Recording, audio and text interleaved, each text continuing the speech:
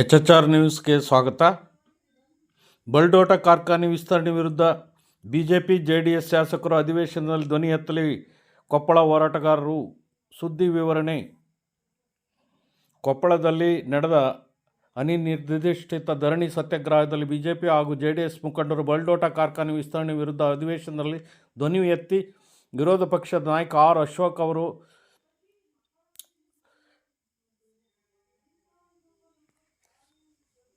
ನಡೆದ ಅಧಿವೇಶನದಲ್ಲಿ ವಿಧಾನ ಪರಿಷತ್ ಸದಸ್ಯ ಹೇಮಲತಾ ನಾಯಕ್ ಈ ಕುರಿತು ಮಾತನಾಡಿ ಜಿಲ್ಲೆಯ ವ್ಯಕ್ತಪಡಿಸಿದರು. ಜಿಲ್ಲೆ ಇದಕ್ಕಾಗಿ ಒಂದಾಗಿ ಪ್ರತಿಭಟನಾಕಾರರು ಒತ್ತಾಯಿಸಿದ್ದಾರೆ. ಬಲ್ಡೋಟ ವಿಸ್ತರಣೆ ವಿರುದ್ಧ ಅಧಿವೇಶನದಲ್ಲಿ ಧ್ವನಿ ಎತ್ತಿ ಬಿಜೆಪಿ ಜೆಡಿಎಸ್ ಹಾಗೂ ಜಿಲ್ಲೆಯ ಎಲ್ಲ ಮುಖಂಡರು ಭಾಗವಹಿಸಬೇಕು ಎಂದು ಹೋರಾಟಗಾರರು ತಿಳಿಸಿದ್ದಾರೆ. ಹಾಗೂ ಉಗ್ರವಾದ ಹೋರಾಟ ಮಾಡುವುದಾಗಿ ಕೆಲವು ನಿಷ್ಠುರವಾದಂತಹ ಮಾತುಗಳನ್ನ ನಮ್ಮ ಮುಂದೆ ಇಟ್ಟಿದ್ದಾರೆ. ಅದನ್ನ ನಾವೆಲ್ಲರೂ ಸ್ವೀಕಾರ ಮಾಡ್ಕೋಬೇಕಾಗಿದೆ. ಸರ್ ಬೆಡಗೂರು ಸರ್ ಕೂಡ ಅದನ್ನ ಸ್ವಲ್ಪ ವಿಶ್ಲೇಷಣೆ ಮಾಡಿದ್ರು. ಅದಕ್ಕೆ ನಮ್ಮ ವಿನಂತಿ ಏನಂತಂದ್ರೆ, ಹೋರಾಟಗಳು ನಿರಂತರವಾಗಿ ನಡೀತೇವ. ಕೊಪ್ಪಳದಲ್ಲಿ ಎಲ್ಲ ಪಕ್ಷದವರು ಬೆಂಬಲಿಸ್ತಾ ಇದ್ದಾರ. ಇದು ಪಕ್ಷಾತೀತವಾಗಿ ಜನರ ಸಮಸ್ಯೆ ಅಂತೇಳಿ ಎಲ್ಲರೂ ನೋಡ್ತಾ ಇದ್ದಾರ. ಇದರಲ್ಲಿ ಯಾರಿಗೆ ಭಿನ್ನ ಭೇದಗಳು ಇಲ್ಲ. ಹಾಗಾಗಿ ಇದು ಇನ್ನೂ ಗಟ್ಟಿಯಾಗಬೇಕಂದ್ರೆ ನಮ್ಮ ರಿಕ್ವೆಸ್ಟ್ ಏನಂತಂದ್ರೆ, ನಮ್ಮ ಸಮಿತಿಯಲ್ಲಿ ನಾವಿನ್ನೂ ಚರ್ಚೆ ಮಾಡಿಲ್ಲ.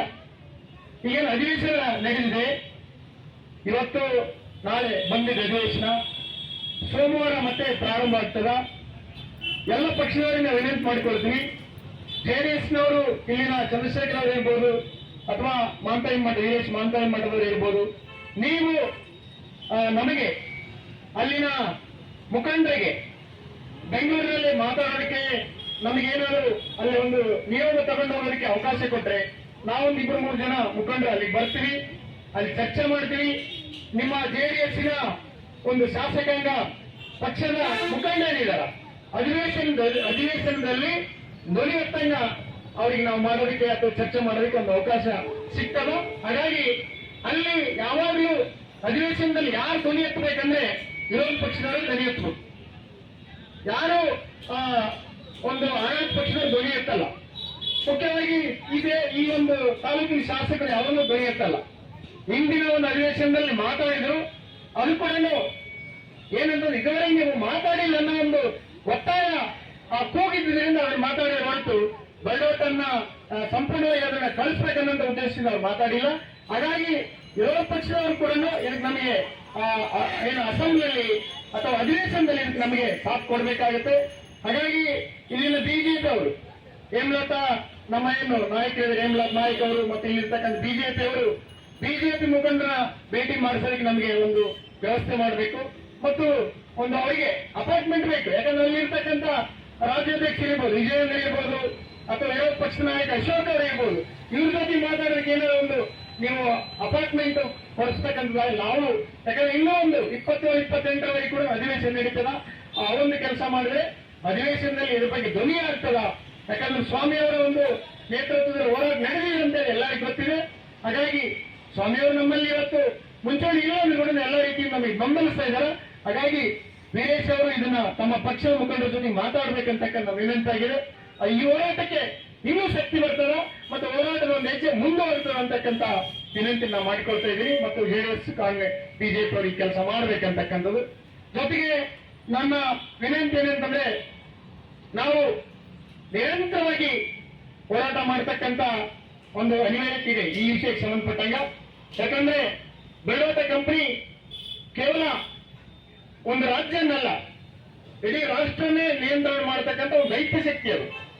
ಮೊನ್ನೆ ಅವರು ಕುಲಕರ್ಣಿ ಅವರು, ಡಾಕ್ಟರ್ ಕುಲಕರ್ಣಿ ಅವರು, ಕೆಜಿ ಕುಲಕರ್ಣಿ ಅವರು ಒಂದು ಉದಾಹರಣೆ ಕೊಟ್ಟರು. ಅದು ಕಂಬ, ಅದನ್ನು ಸರ್, ಅದು ಕಂಬ ಅದರಿಂದ ಹಗ್ಗ ಕಟ್ಟಿದ್ರೆ ನೀವೇ ಬೆಳೀತಾರೆ ಹೊರತು ಅದು ಬೇರೆದಿಲ್ಲ ಅನ್ನೋಂಥ ಮಾತನ್ನು ಕೂಡ ಹೇಳಿದ್ರು. ಅವತ್ತು ಆ ಒಂದು ಸಂದರ್ಭದಲ್ಲಿ ಮಾತಾಡೋದಕ್ಕೆ ಸಮಯ ಇರಲಿಲ್ಲ. ಹಾಗಾಗಿ ಅವರು ಏನೋ ಒಂದು ರೀತಿಯಲ್ಲಿ ಸರಿ ಇರ್ಬೋದು, ಆದರೆ ಹೋರಾಟದ ಇತಿಹಾಸದಲ್ಲಿ ಏನೆಲ್ಲ ಆಗೋಗಿದ್ದವು. 3 ಕಾಲಗಳು ವಾಪಸ್ ಹೋದವು. ಇಲ್ಲಿ ಕೂಡ ಏನು ಕರ್ನಾಟಕದಲ್ಲಿ ಕೂಡ 1700 ಎಕರೆ ಏನು ನಮ್ಮ ದೇವನಹಳ್ಳಿ ವಿಮಾನ ನಿಲ್ದಾಣದ ಆ ಒಂದು ಇದನ್ನ ಕೈ ಬಿಡಬೇಕಾಯ್ತು. ಹೋರಾಟದಲ್ಲಿ ಆ ರೀತಿ ನಡೀತದೆ. ಕಂಬ ಅಂತಂದ್ರೆ ಒಬ್ಬರು ಜಗ್ಗಿದ್ರೆ ನಾವು ಬೀಳ್ತೀವಿ, ಅದಕ್ಕಿಂತ ದೊಡ್ಡ ಶಕ್ತಿ ಆ ಕಂಬ ಉರುಳಿಸಿದ್ರೆ ಅದು ಉರುಳ್ತದೆ ಅಂತಕ್ಕಂಥದ್ದು. ಹಾಗಾಗಿ ಈ ಒಂದು ಬಯೋಟ ಕಂಪನಿ ಒಂದು ಕಾರ್ಪೊರೇಟ್ ಕಂಪನಿ ಭಾಗವಾಗಿರೋದ್ರಿಂದ ಅದನ್ನ ನಾವು ಓಡಿಸ್ಬೇಕಂದ್ರೆ ದೊಡ್ಡ ಮಟ್ಟದ ಹೋರಾಟ ಕೂಡ ಬೇಕಾಗುತ್ತೆ. ಈಗಾಗಲೇ ರಾಜ್ಯ ಮಟ್ಟದಲ್ಲಿ ರಾಜ್ಯ ರೈತ ಸಂಘಟನೆ ಎಲ್ಲಾ ಸಂಘಟನೆಗಳು ಕೂಡ ಬೆಂಬಲವಾಗಿದ್ದಾವ. ಮುಂದಿನ ದಿನಗಳಲ್ಲಿ ಯಾವ ಮಟ್ಟಕ್ಕೆ ಹೋಗ್ತದೆ ಅಂತಕ್ಕಂಥದ್ದು ಗೊತ್ತಿಲ್ಲ. ಅದಕ್ಕೆ ಪೂರಕವಾಗಿ ಕೊಪ್ಪಳದ ನಗರದ ಜನ, ಭಾಗ್ಯನಗರದ ಜನ ಮತ್ತು ನಮ್ಮ ಹಳ್ಳಿಯ ಜನ ಅದಕ್ಕೆ ಒಂದು ಬುನಾದಿಯಾಗಿ ಹೋರಾಟ ಕಟ್ಟಬೇಕಾಗಿದೆ. ಅದಕ್ಕೆ ಪೂರಕವಾಗಿ ನಾವೆಲ್ಲರೂ ಕೂಡ ಕಳೆದ ಒಂದು ಹೆಚ್ಚು ಕಡಿಮೆ 300 ದಿನ, ಆ 300 ದಿನದ ಹೋರಾಟಕ್ಕೆ ನಾವು ಸರಿಯಾದ ರೀತಿಯಿಂದ ದಿಕ್ಕನ್ನು ಬದಲಾಯಿಸತಕ್ಕಂಥ ಒಂದು ಕಾರ್ಯವನ್ನು ಮಾಡೋಣ ಅಂತಕ್ಕಂಥ ಮಾತನ್ನು ಹೇಳಿ, ಇವತ್ತೇನು ಸ್ವತಂತ್ರ ದಿನಾಚರಣೆ ಒಂದು ದಿನದಲ್ಲಿ ನಾವೆಲ್ಲರೂ ಇಲ್ಲಿ ಹೋರಾಟ ಮಾಡಿ ನಾವೇನು ಇವರಿಗೇನು ಮನವಿ ಪತ್ರನ ಕಳಿಸ್ತೀವಿ, ಅವ್ರಿಗೆ ಮಾತಾಡಂತ ಹೇಳಿ ಶಿವನತಂಗಡಿಗಳಿಗೆ. ಇನ್ನು ಮಾತಾಡಿದ್ರೆ ಮುಖ್ಯಮಂತ್ರಿ ಹತ್ರ ಯಾವಾಗ ನಿಯೋಗ ತಗೊಂಡು ಹೋಗ್ತಾರೆ, ಅದೊಂದೇ ಬೇಡಿಕೆ ನಮ್ಮದು. ಸಭೆ ಕರೆಯೋದು ಅಲ್ಲ ಅನ್ನಂತ ಮಾತಾಡ್ಬೇಕಂತಿತ್ತು. ಅವರಿಗೆ ಕೂಡ ಅಳುಕಿದೆ. ಯಾಕಂದ್ರೆ ಇಲ್ಲಿ ನಿಂತಂಗೆಲ್ಲ ಜನಗಳು ಬೇರೆ ಬೇರೆ ಮಾತಾಡ್ತಾರೆ ಅಂತ ಹೇಳ್ಬಿಟ್ಟು ಅದಕ್ಕೆ ಅವ್ರು ಹೊರಟೋಗಿದ್ದಾರೆ. ಅವ್ರ ಶಕ್ತಿ ಏನಂತ ಗೊತ್ತು, ಸರ್ಕಾರದ ಉದ್ದೇಶ ಏನಂತ ಗೊತ್ತು, ಮತ್ತು ನಮ್ಮ ಶಕ್ತಿ ನಮ್ಮ ಉದ್ದೇಶ ಏನಂತ ಅವ್ರಿಗೆ ಗೊತ್ತಿದೆ. ಹಾಗಾಗಿ ನಾವು ಯಾರು ಕೂಡ ಯಾವುದೇ ತಪ್ಪು ತಿಳುವಳಿಕೆ ಆಗ್ತಕ್ಕಂಥದ್ದಾಗ್ಲಿ ಅಥವಾ ನಮಗೆ ಈ ರೀತಿ ಸಮಸ್ಯೆ ಆಯ್ತು ಅಂತಕ್ಕಂಥದ್ದು ಆಗ್ಬಾರ್ದು ಅಂತಕ್ಕಂಥ ಮಾತನ್ನು ಹೇಳಿ ನನ್ನ ಮಾತುಗಳನ್ನು ಸರಿ. ಎಲ್ಲ ನಮಸ್ಕಾರ. ಸಮಿತಿ ಹಾಗೂ ಪರಿಸರ ಹಿತರಕ್ಷಣಾ ವೇದಿಕೆ ಮಾನ್ಯ ಶ್ರೀ ಶಿವರಾಜ್ ಎಸ್ ತಂಗಡಿಗೆ ಅವರು, ಸನ್ಮಾನ್ಯ ಸಚಿವರು, ಕೊಪ್ಪಳ ಜಿಲ್ಲಾ ಉಸ್ತುವಾರಿ, ಹಿಂದುಳಿದ ವರ್ಗಗಳ ಇಲಾಖೆ ಹಾಗೂ ಕನ್ನಡ ಮತ್ತು ಸಂಸ್ಕೃತಿ ಇಲಾಖೆ, ಕರ್ನಾಟಕ ಸರ್ಕಾರ, ಬೆಂಗಳೂರು. ವಿಷಯ: ದಿನಾಂಕ 24/2/25 ಬಹಿರಂಗ ಸಭೆಯಲ್ಲಿ ಶ್ರೀ ಗವಿಶ್ರೀಗಳು ಹೇಳಿದ್ದೇನು, ಜನಪ್ರತಿನಿಧಿಗಳು ಮಾಡಿದ್ದೇನು. 1.5 ವರ್ಷ ಕಳೆಯುತ್ತಿದ್ದರೂ ಟಿಎಸ್ಪಿಎಲ್ ಸ್ಥಾಪನೆ ತಡೆ ಆದೇಶ ಏಕೆ ತಂದಿಲ್ಲ ಎಂದು ಪ್ರಶ್ನೆ ಮಾಡುತ್ತಿರುವ ಕುರಿತು ಸರ್ವ ಪಕ್ಷಗಳ ಹೋರಾಟ ವೇದಿಕೆಯ ಮುಖಂಡರ ಮಾನ್ಯ ಮುಖ್ಯಮಂತ್ರಿಗಳ ನಿಯೋಗದ ಭೇಟಿ ಕುರಿತು ಮಾನ್ಯರೇ, ಮೇಲ್ಕಾಣಿಸಿದ ವಿಷಯದಂತೆ ಕೊಪ್ಪಳ ನಗರಕ್ಕೆ ಹೊಂದಿಕೊಂಡು ಬಲ್ಡೋಟ ಎಂಎಸ್ಪಿಎಲ್ ಪೆಲೆಟ್ ಘಟಕ 2011ರಿಂದ ಕಾರ್ಯಾಚರಣೆ ಮಾಡುತ್ತಿದೆ. ಅದರ ಮಾಲಿನ್ಯದ ಕಂದು ಧೂಳು, ದಟ್ಟ ಹೊಗೆಯ ವಿಷಾನಿಲ ಜಿಲ್ಲಾ ಕೇಂದ್ರದ 40 ಭಾಗಕ್ಕೆ ಹರಡುತ್ತಿದೆ. ಈ ಮಾಲಿನ್ಯ ತಡೆಗಟ್ಟಬೇಕೆಂದು ಪರಿಸರ ಇಲಾಖೆಗೆ ನಗರದ ಸಾರ್ವಜನಿಕರು ದೂರು ಕೊಡುತ್ತಾ ಆರೋಗ್ಯ ಉಳಿಸಿಕೊಳ್ಳಲು ಪರದಾಡುತ್ತಿದ್ದಾರೆ. ಈಗ ಎಂಎಸ್ಪಿಎಲ್ ಕಾರ್ಖಾನೆಯ ಒಂದೇ ಒಂದು ಚಿಮಣಿಯ ಮಾಲಿನ್ಯದಿಂದ ರೋಸಿ ಹೋಗಿದ್ದ ಕೊಪ್ಪಳ ಜನರಿಗೆ ಪಿಎಸ್ಪಿಎಲ್ ಹೆಸರಿನ ಬೃಹತ್ ಹೂಡಿಕೆಯ ಒಡಂಬಡಿಕೆಯಿಂದ ಬರಸಿಡಿಲು ಬಿಡಿದಂತಾಗಿದೆ. ಕೊಪ್ಪಳ ಆರಾಧ್ಯ ದೈವ ಶ್ರೀ ಅಭಿನವ ಗವಿಸಿದ್ದೇಶ್ವರ ಸ್ವಾಮೀಜಿ ಎಚ್ಚೆತ್ತುಕೊಂಡು ಫೆಬ್ರವರಿ 24, 2025 ಜಿಲ್ಲಾ ಕೇಂದ್ರ ಬಂದ್ ಮಾಡಿ ಹೋರಾಡಿದರು. ಅವರು 16,000 ಜನರು ನೆರೆದಿದ್ದ ಬಹಿರಂಗ ಸಭೆಯಲ್ಲಿ ಜಿಲ್ಲೆಯಲ್ಲಿ ಯಾವುದೇ ಒಂದು ವರ್ಗಾವಣೆಯಾಗಬೇಕಾದರೂ ಇಲ್ಲಿನ ಶಾಸಕರು, ಮುಖ್ಯಮಂತ್ರಿ, ಆರ್ಥಿಕ ಸಲಹೆಗಾರರು, ಜಿಲ್ಲಾ ಮಂತ್ರಿಗಳ ಅನುಮತಿ ಬೇಕಾಗುತ್ತದೆ. ಅಂಥದ್ರಲ್ಲಿ ಈ ಮೂವರ ಸಹಮತವಿಲ್ಲದೆ ಇಂಥ ಬೃಹತ್ ಬಲ್ಡೋಟ ಬಿಎಸ್ಪಿಎಲ್ ಸ್ಥಾಪನೆಯಾಗಲು ಹೇಗೆ ಸಾಧ್ಯ? ಇಲ್ಲಿನ ಲಕ್ಷಗಟ್ಟಲೆ ಜನರ ಆರೋಗ್ಯ ಮತ್ತು ಪರಿಸರದ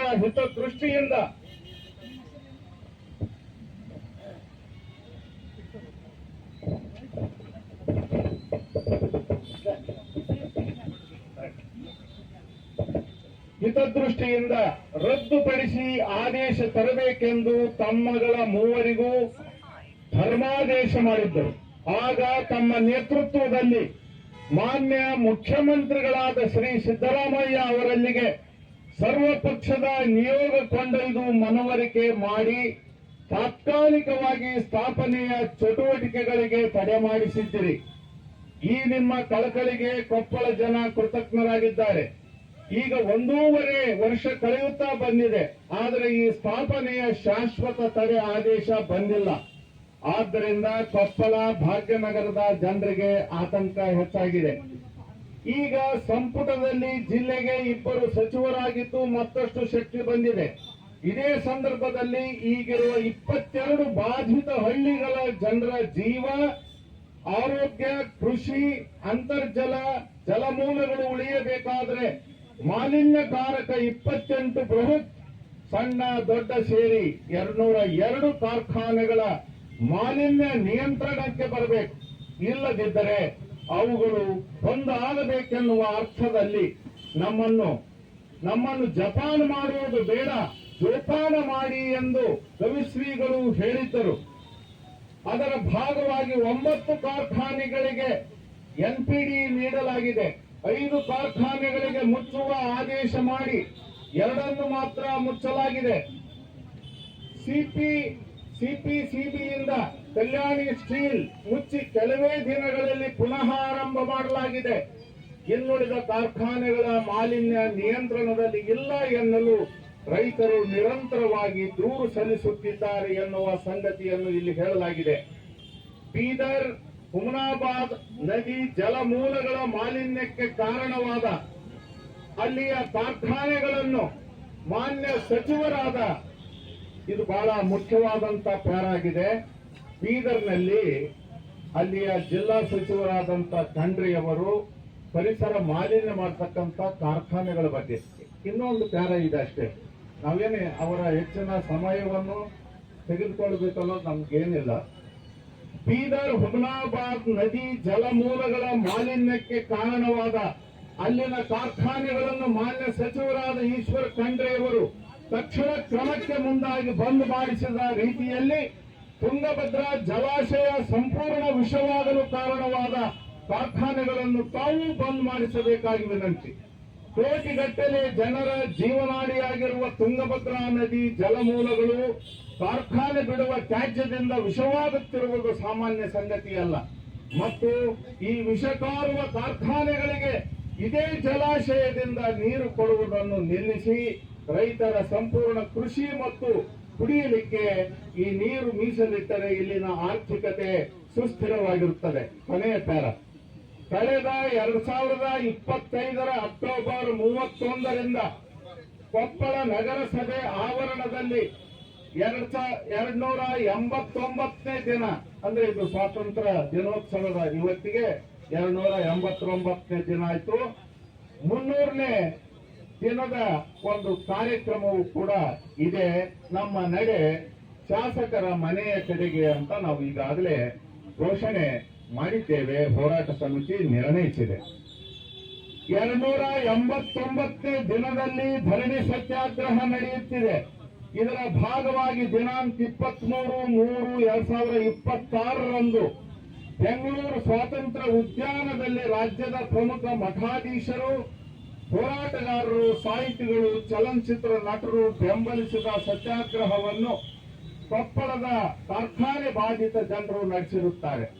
ಇದೇ ಸಂದರ್ಭದಲ್ಲಿ ಈ ವಿಷಯದಲ್ಲಿ ತಮ್ಮ ನೇತೃತ್ವದಲ್ಲಿ ಮಾನ್ಯ ಮುಖ್ಯಮಂತ್ರಿಗಳಿಗೆ ಇಲ್ಲಿನ ನಗರ 1.5 ಲಕ್ಷ ಜನರು, 20 ಕಾರ್ಖಾನೆ ಬಾಧಿತ ಹಳ್ಳಿಗಳ 50,000 ಜನರು ಸಂತ್ರಸ್ತರಾಗುವ ವಿಷಯವನ್ನು ಮನವರಿಕೆ ಮಾಡಿಕೊಡಬೇಕೆಂದು ದಿನಾಂಕ 23/3/26ರಂದು, ದಯವಿಟ್ಟು ಮಾತಾಡಬೇಡಿ 1 ಮಿನಿಟ್ ಪ್ಲೀಸ್.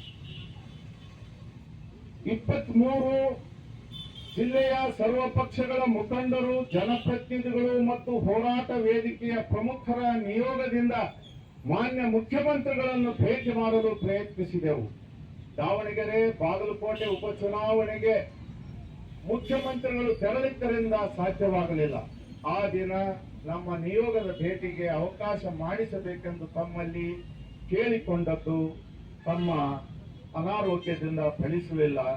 ನಮಗೆ ನ್ಯಾಯ ಒದಗಿಸಲು ತಾವು ಮಾನ್ಯ ಮುಖ್ಯಮಂತ್ರಿಗಳಾದ ಡಿ.ಕೆ. ಶಿವಕುಮಾರ್ ಅವರಲ್ಲಿಗೆ ನಿಯೋಗದೊಂದಿಗೆ ಸರ್ವ ಪಕ್ಷದ ಮುಖಂಡರು, ಹೋರಾಟ ವೇದಿಕೆಯ ಪ್ರಮುಖರನ್ನು ಕರೆದೊಯ್ದು ಸತ್ಯ ಸಂಗತಿಯನ್ನು ಮನವರಿಕೆ ಮಾಡಿ ಒಳ್ದೋಟ ಸ್ಥಾಪನೆ ತಡೆಯಬೇಕಾಗಿ ತಮ್ಮಲ್ಲಿ ಕೊಪ್ಪಳದ ಮಹಾಜನರೆಲ್ಲರೂ ಸೇರಿ ಹೋರಾಟ ಸಮಿತಿಯ ಒಂದು ನೇತೃತ್ವದಲ್ಲಿ ತಮಗೆ ವಿನಂತಿ ಮಾಡ್ತಾ ಇದ್ದೇವೆ. ತಮ್ಮೆಲ್ಲರಿಗೂ ಕೂಡ ವಂದನೆಗಳು, ಮಂತ್ರಿಗಳಿಗೆ, ಶಾಸಕರಿಗೆ.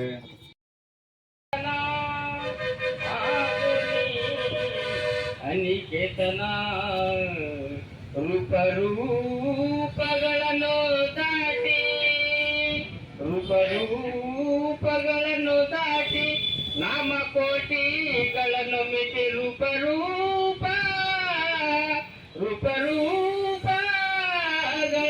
ದಾಟಿ ನಾಮಕೋಟಿಗಳನ್ನು ಮಿತಿ ಎದೆಯ ಬೀರಿಯ ಭಾವ ಮೀತಿ ಓ ನನ್ನ ಚೇತನ ಆಗು ನಿಕೇತನ ನುರು ಮತದ ಒಟ್ಟ ತೂರಿ ಎಲ್ಲ ತತ್ವದಲ್ಲಿ ಮೀರಿ ನುರು ಮತದ ಒಟ್ಟು ತೂರಿ ಎಲ್ಲ ತತ್ವದಲ್ಲಿ ಮೀರಿ ಇವತ್ತು ಏನು ಹಿಂದೆ ನಾವಿದಕ್ಕೆ ನಾನೇ ಮಂತ್ರಿ ಇದ್ದದ್ದಾಗೂ ಒಪ್ಪನ್ನಾಗಿ ಬೆಂಬಲವನ್ನ ಘೋಷಣೆ ಮಾಡಿದ್ದು ನಿಮ್ಗೆಲ್ಲರಿಗೂ ಗೊತ್ತಿದೆ. ಇದರೊಳಗೆ ಕೆಲವೊಂದಿಷ್ಟು ನಾನು ಈಗಾಗಲೇ ಮಾತಾಡ್ದಂಗೆ ಕಾನೂನು ತೊಡಕುಗಳಾದ ಸಮಸ್ಯೆಗಳು ಇದಾವೆ. ಅದಕ್ಕೆ ನಿಮ್ಮನ್ನೆಲ್ಲರನ್ನು ಸಭೆ ಕರೆಯುವಂತ ಕೆಲಸವನ್ನ ಮಾಡ್ತಾ ಇದ್ದೀನಿ. ನಾಟಿ ಅಧಿವೇಶನ ಮುಗಿಲಿ, ಅಧಿವೇಶನ ಮುಗಿದ ಮೇಲೆ ಕೆಲವೊಂದಿಷ್ಟು ಕಾನೂನು ತೊಡಕುಗಳ ಬಗ್ಗೆ ನಾವು ನೀವೆಲ್ಲರೂ ಕುರಿತು ಚರ್ಚೆ ಮಾಡಬೇಕಾಗತ್ತೆ. ನಾನಾಗ್ಲಿ, ಶಾಸಕರಾಗ್ಲಿ, ಲೋಕಸಭಾ ಸದಸ್ಯರಾಗ್ಲಿ, ನಮ್ಮ ಜಿಲ್ಲೆಯ ಎಲ್ಲಾ ಜನಪ್ರತಿನಿಧಿಗಳು ನಿಮ್ಮ ಪರವಾಗಿದ್ದೀವಿ. ಹಿಂದೆ ಮುಖ್ಯಮಂತ್ರಿಗಳ ಹತ್ರ ನಾವು ಇದು ಚರ್ಚೆಯನ್ನು ಮಾಡಿದಂತ ಉದಾಹರಣೆಗಳು ನಿಮ್ಮ ಕಣ್ಣೆದುರಿಗೆ ಸಾಕಷ್ಟು ಉದಾಹರಣೆಗಳು ಇದ್ದಾವೆ. ಅದಕ್ಕೆ ಈಗಾಗಲೇ ಇದು ಅದ್ರ ಬಗ್ಗೆ ನಾನು ಅದನ್ನೇ ಡಿಟೇಲ್ ಆಗಿ ಇಲ್ಲಿ ಸಾರ್ವಜನಿಕವಾಗಿ ನಾನು ಮಾತಾಡೋದಕ್ಕಿಂತ ಜಿಲ್ಲಾಧಿಕಾರಿಗಳ ಕಚೇರಿಯಲ್ಲಿ ನಿಮ್ಮನ್ನೆಲ್ಲರನ್ನು ಕರೆದು ಕೆಲವೊಂದಿಷ್ಟು ಚರ್ಚೆಗಳು ಮಾಡಬೇಕಾಗಿದೆ. ಆದಷ್ಟು ಬೇಗನೆ ಆ ವಿಚಾರವನ್ನ ಅಧಿವೇಶನ ಮುಗಿದ ತಕ್ಷಣ ಕೆಲವೊಂದು ನನ್ನ ವೇಳಾಪಟ್ಟಿ ಇದೆ. ಯಾಕಂದ್ರೆ ನಮಗೂ ಕೊನೆಯ ಹಂತದೊಳಗೆ ಇಲಾಖೆ ಕೊಟ್ಟಿರಿಂದ ನಾವು ಯಾವ ಇಲಾಖೆದು ರಿವ್ಯೂ ಮೀಟಿಂಗ್ ಮಾಡಿಲ್ಲ. ಇದು ಇಲಾಖೆ ಜವಾಬ್ದಾರಿ ತಗೊಂಡ ಮೇಲೆ ನಾವು ಒಂದು ದಿವಸ ನೋಡ್ಕೊಂಡು ನಿಮ್ಗೊಂದು ದಿನಾಂಕವನ್ನು ನಿಗದಿ ಮಾಡಿ ಜಿಲ್ಲಾಧಿಕಾರಿಗಳ ಕಚೇರಿಗಳಿಗೂ ಮಾತಾಡ್ತೀವಿ ಮತ್ತು ನೀವೇನು ಬೇಡಿಕೆ ನೀಟ್ಟಿದ್ರಿ ಮುಖ್ಯಮಂತ್ರಿಗಳನ್ನ ಕರ್ಕೊಂಡೋಗಿ ಭೇಟಿ ಮಾಡುತ್ತಾ ಅವತ್ತೇ ಅಲ್ಲಿ ನಿರ್ಧಾರವನ್ನು ಮಾಡ್ತೀವಿ. ಮುಖ್ಯಮಂತ್ರಿಗಳ ಜೊತೆಗೆ ಈ ಅಧಿವೇಶನ ಟೈಮ್ದೊಳಗೆ ನಾನು ಮತ್ತು ರಾಘವೇಂದ್ರ ಇಟ್ನಾಳ್ ಅವರು ಮುಖ್ಯಮಂತ್ರಿಗಳ ಗಮನಕ್ಕೂ ತರುವಂತ ಕೆಲಸವನ್ನ ಮಾಡ್ತೀನಿ. ಧನ್ಯವಾದಗಳು.